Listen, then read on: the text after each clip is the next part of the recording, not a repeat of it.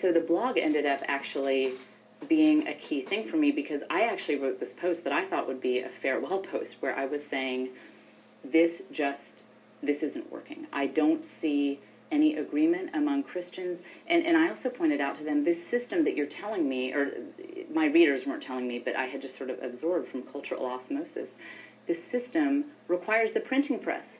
I said, what did people do before the printing press, when the average family, not only did they not have time to become personal scripture scholars, but they couldn't have afforded a Bible and a concordance and a biblical encyclopedia.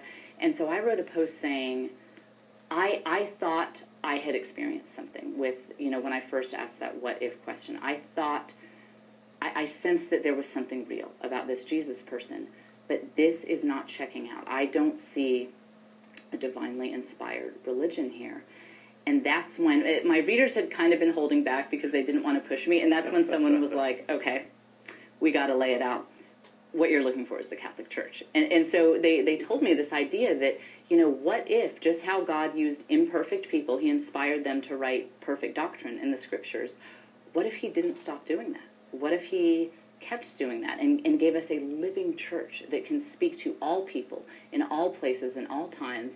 And I thought, oh, are they talking about the Catholic Church? And I was torn, because I thought, well, we can't become Catholic. And Joe was just, he grew up, fairly anti-Catholic, and he said, oh, we can't become Catholic. And I said, I know, we can't, obviously, but this is really the only system that works. And so that was we didn't know what we were going to do at that point. Well, did you quickly deal with doctrine, at Catholic doctrine? Well, yeah. On the encouragement of my readers, we started just researching everything we could. And you're probably familiar with this moment, like when you crack open the treasure chest of the intellectual tradition of Catholicism, just the richness of wisdom. It was this overwhelming feeling of like, if I lived to be 500 years old, I wouldn't even scratch the surface on this. And so, we've always, both of us have always loved reading and learning. And when we discovered the Catholic intellectual tradition, we said, wow, there's really something going on here. And then